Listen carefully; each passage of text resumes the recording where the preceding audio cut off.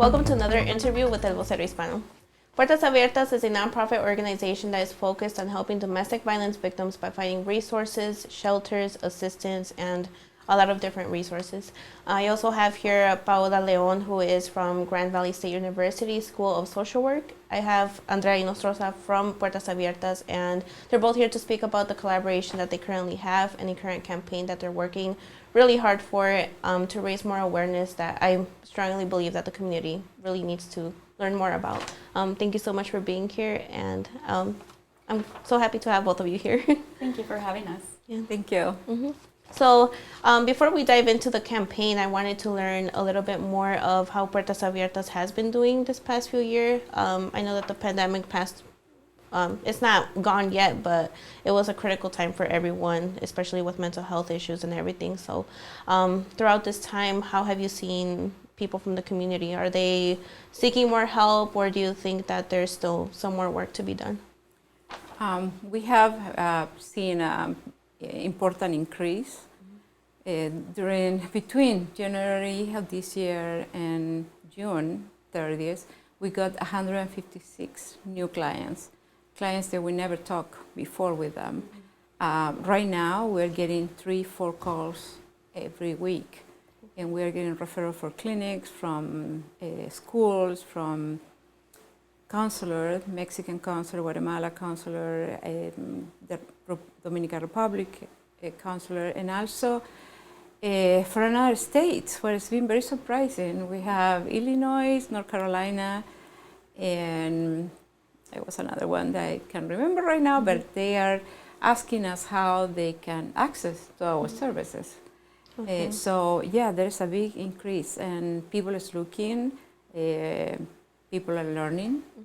The number of men looking for services has increased as well. Okay. And they're victims of domestic violence, and it's hard to believe, but yeah, they are there.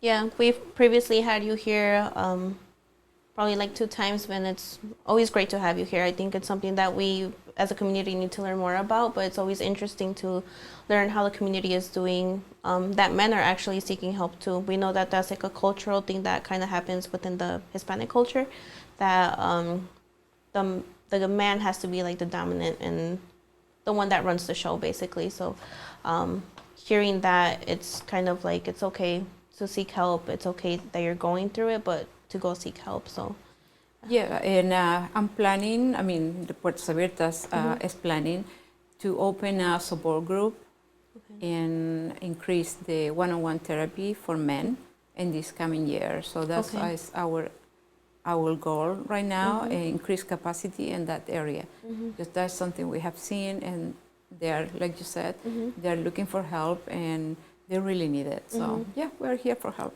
okay, that's great. And then within Grand Valley State University, you work for the School of Social Work, and you're a professor as well. So what kind of resources would you say, or how, as a professor at Grand Valley, have you seen the whole domestic violence situation kind of happen around there? So as a professor, I don't necessarily provide intervention for domestic violence cases. We do have an office that services students who may be struggling and in crisis, and those services are for students or faculty who might reach out and have those services. We do a lot of awareness and education around the topic and the issue, and this 16 Days of Activism campaign sort of fits into that idea of raising awareness and just sharing out as much information as resources that we can, so that people take care of themselves and also know where to go if they are wanting help or needing help. Okay, and then you mentioned the campaign, so that's something I kind of want to dive into.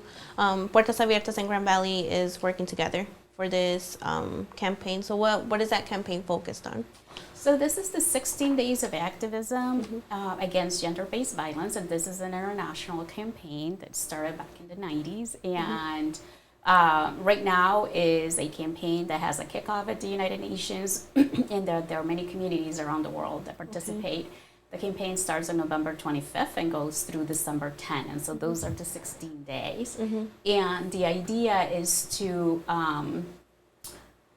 frame it in such a way that we raise awareness of gender-based violence as a human rights issue and not just as an interpersonal issue. So the first day of the campaign on November 25th, November 25th marks the International Day for the Elimination of Violence Against Women. And that day was selected because it's that day was established in memory of the Mirabal sisters from the Dominican Republic. There are 4 sisters, 3 of them were killed during the dictatorship of Rafael Trujillo in the Dominican Republic for their activism against the dictatorship and sort of the patriarchal nature of the dictatorship that came with it. And so they were killed because of that. And the state, as we all know, can be a perpetrator of violence against women and gender-based violence. So that day, the campaign kicks off, and it ends, like I said, in December 10th, which is the International Human Rights Day. So that's the framing for it. Okay, I think it's an interesting, and as Andrea mentioned, it's a beautiful story, kind of how it's kind of like honoring them too, but it's kind of not just looking back, but working more towards the future too, of what we can do differently and all of that. So I think that's a good background of the campaign that's happening right now. Yes, and for the past 2 years, the theme has been to eliminate feminicide, which also, feminicide can happen in many ways. Like they were killed by their government, and there are other. We continue to see until today cases of feminicide where women are targeted just because of their gender. Yes, and I kind of see, because I follow the Mexican news a lot, so I feel like there's a lot of that happening over there too. There's a lot of activisms and protests and all of that that's kind of happening to raise more awareness about that. So I think it's cool that's happening here locally too, kind of raising awareness to see what we can do as a community. What exactly does gender-based violence look like? How would you describe it? Okay, so gender-based violence is any form of violence that targets an individual because of their gender identity. Typically, in the past, we've talked a lot about violence against women and qualified gender within that binary of male-female. Today, we use the language of gender-based, recognize that gender can be on a spectrum, and we have people who can experience this violence because they don't conform to that male-female binary also. So it is also inclusive of those identities. But it can be physical violence, it can be emotional violence, economic violence, where someone may be using the threat of withdrawing economic support or hiding economic resources to control someone else, sexual violence, litigation abuse, which it's when we use the court system or misuse the court system in order to, again, sort of maintain control of someone else. So in essence, anything that we are doing or someone is doing to be able to control the life and resources of another individual is construed as gender-based violence. The most visible forms are, of course, the physical violence that someone can commit against someone else, or sexual violence. There are times when that violence may be committed, like I said before, by the state or by a stranger, or you're outside, right? And sometimes that's the type of violence that is most portrayed on TV or even on the news. You know, that's what we hear a lot, sort of that stranger danger type of thing. But most violence happens in the home and by people that we know. Right? Yeah. So this type of violence can also happen to very young people in the form of dating violence, or and there are more subtle forms of violence that are more cultural based, with things that maybe seem acceptable, but is where the roots of bigger forms of violence come, and where we socialize. Maybe boys and girls are a little different as to what to expect. So maybe pulling someone's hair in the schoolyard and then saying, "Oh, he's pulling it because he likes you," it kind of sends the message that liking someone or loving someone is also tied with violence and pain. So those are also different forms and examples of what it may look like. It's interesting that you say that. I've kind of, when we've had Andrea and Julieta here from Puertas Abiertas too, We've kind of spoken about how it's not just physical, it can be emotional, financial, there's a lot to it. It doesn't have to be physical as well. So that's important to kind of let the community know, because sometimes a person won't know that they're being a victim of domestic violence. So Yeah, I think verbal abuse is probably, verbal when people don't feel psychologically safe. There's certainly in an abusive situation, but it's much harder to recognize because for women particularly, it's often portrayed as overreacting. And women are told since a very young age to not be dramatic or overreact to things. And that makes it hard to recognize in adulthood. Yeah, for sure. And then you kind of mentioned the importance of kind of schools being involved and kind of raising more awareness to students and kind of doing more awareness of domestic violence. So how important is the collaboration that's happening right now between you two? Yeah, well, Paola is part of our board, Puertas Abiertas board, and we're very lucky to have her with us. Awareness is such an important thing, and for the young age, to be aware when you're a victim of violence, little kids, boys, girls. So I think it's a very important thing that the schools have mental health at the school, because parents are very busy.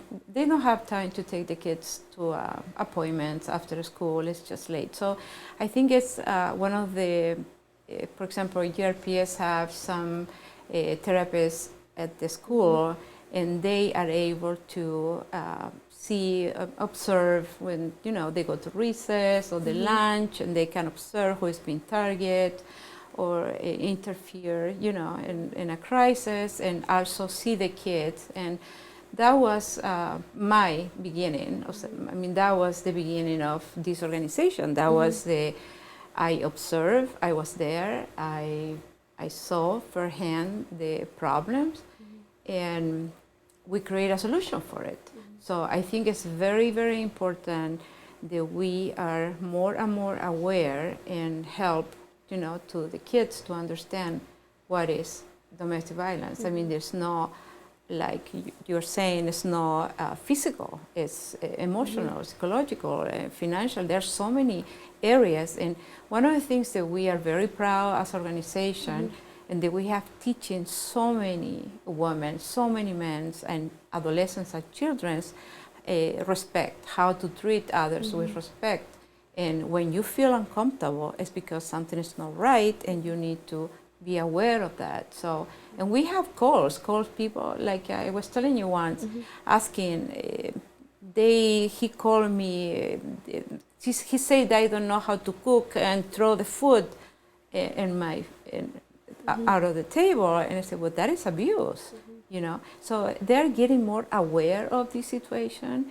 And I think maybe that's why they're increasing so much the amount of clients that are coming to us. Yeah, I think it kind of goes both ways. It's sad that it keeps happening, but it's good that they're reaching out for help. I think there's a lot of awareness being done and everything, so I feel like more and more people are probably going to be reaching out even more.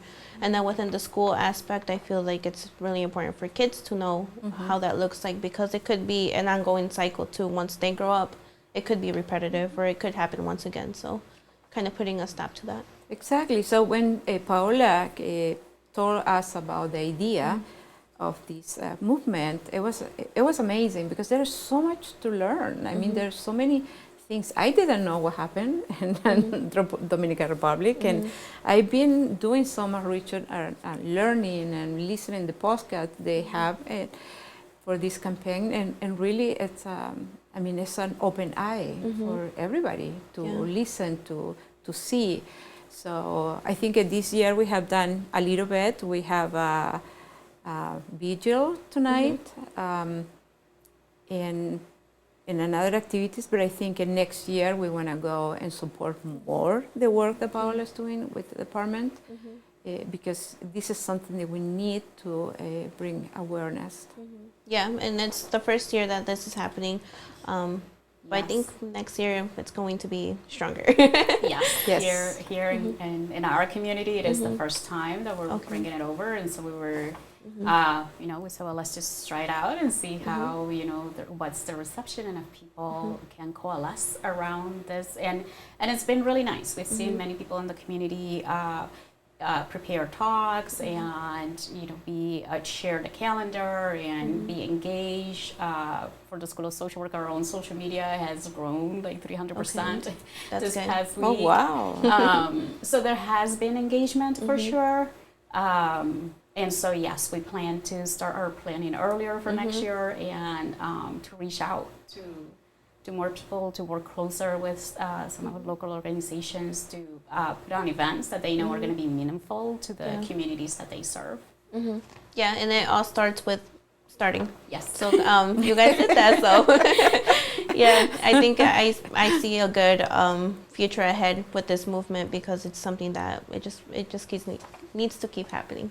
And I see the type of topics that has been covered so far. I've seen something of soccer. I've seen something. So it's kind of like, it's different.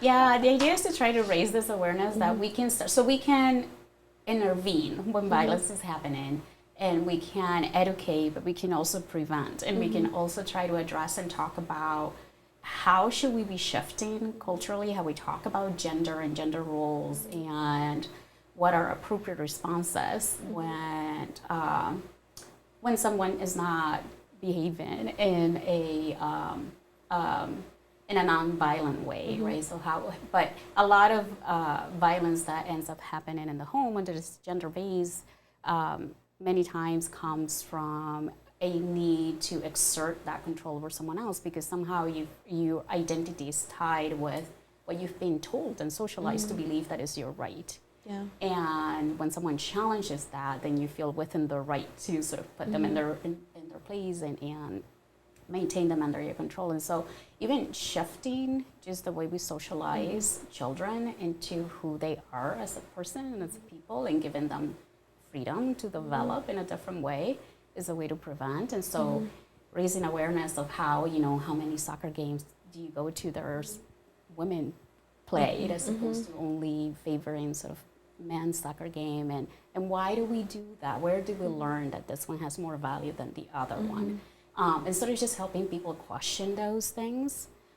This morning we had a talk with partners from Peru and Guatemala on menstruation, and they work for a program called Somos Menstruantes, which works with young people in their respective countries to change the narrative of menstruation as something that's taboo, something that's dirty, something that's secret, something to be ashamed of, but rather as a source of power, as a source of something that is constructed culturally, socially, and that is a biological phenomenon that, you know, half the population goes through, right? And so, so how do we reframe that, and how we redefine it not as something that happens to women, but something that happens to bodies who have uteruses, and that those bodies are in constant interaction and contact with bodies that do not have uteruses. And so how do we change the narrative so that it is better understood in that context, and where people don't have to be feel shamed for it.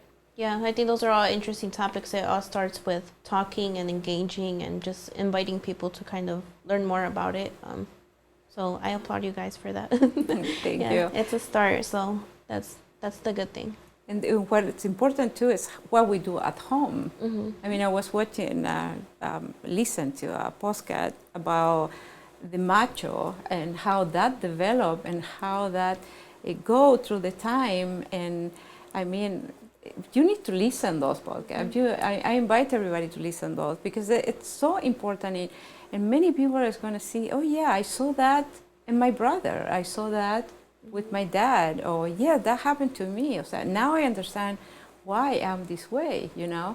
And if you start and you find and you need help, that's what we are. We're here.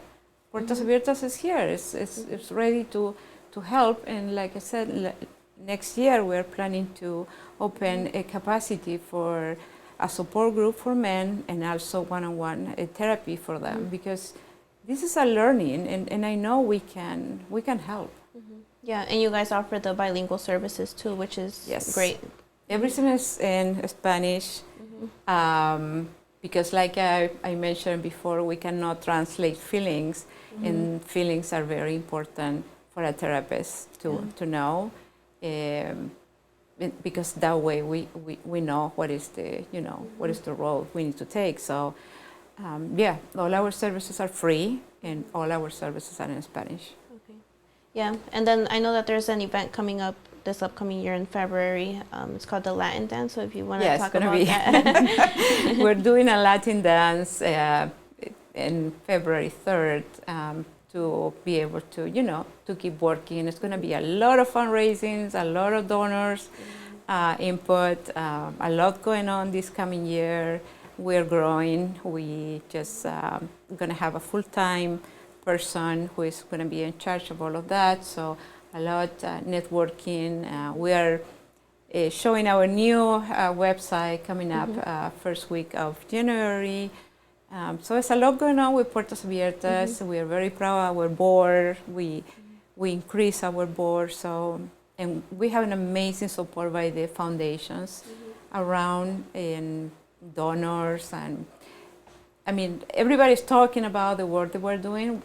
It was a need, and now we have an organization, and we have an organization that's connecting all these other organizations. We want to bring more Grand Valley. We want to bring more other organizations to not keep isolating the Hispanic community, the Latino community. We want to be a community, because there's so many resources that we can all share and use. Yeah, and I think that creating these events like the Latin dance, that who doesn't like to dance? So I think just having people to engage and kind of learn that way, and just know that they're kind of helping organizations that are helping those experiencing this type of situation. I think it's just a good way to make the community kind of connect with you guys. So I think it's a year that's coming full of successes, and more work, but successes for sure. So yeah.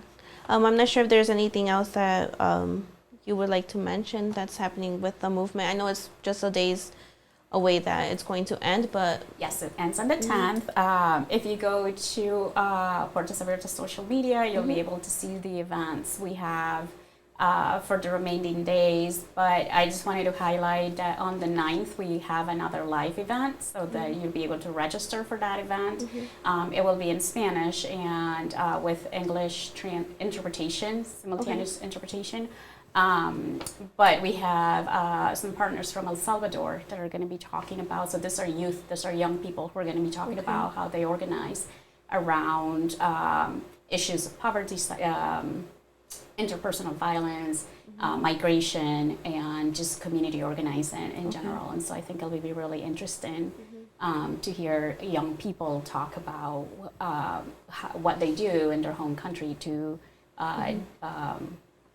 resist and deal with the issues that are happening in their community. So everyone is invited to register, log in, and listen. It'll be a Friday, the 9th at noon, just for an hour, and then we'll culminate on the 10th at the Grand Rapids Public Library downtown. We have a program called Social Justice Begins With Me, and it's a reading program for children ages 4 to 11. And the topic is human rights, and we'll be reading with the children different books about human rights and having a little dialogue and discussion with them. The program runs in English, but we will have sign language interpretation for that day. So, yeah. Okay, that's great. Thank you guys for all the work that you're doing. I know that it's just the first year that it's kind of pushing this movement, but I want to say the movement is probably finishing on the 10th, but the work isn't being finished, and the awareness is always going to be there, and there's always, you guys are always going to keep pushing, and I've seen the hard work that Puertas Abiertas has been doing, so I applaud you for that too. Thank you so much. And also we are opening support group for the LGBTQ. Okay. Victim of abuse, domestic abuse, and trafficking as well. And also we're going to increase the one-on-one therapy for LGBTQ, what is going to be all in Spanish or English. It depends on the clients. But there's an area that I think as a community we need to improve. because right now there's none of LGBTQ groups, support groups in Spanish, for example. And because of, the theme about LGBTQ with the Latino community, it's a big thing. So we are going to focus on that this coming years as well. Okay, that's great. Yeah, I know that there's a cultural challenges with that, and we just need to keep talking about it and kind of opening more information to our culture. So, yeah, thank you so much for being here. Thank you for the work that you guys are doing. Thank you for the activities happening. Like you mentioned, there's a visual today to honor the domestic violence victims that have passed away. And the one that you mentioned, we could also kind of put like a link, so anybody that's interested, they can click on it and learn more. Yeah.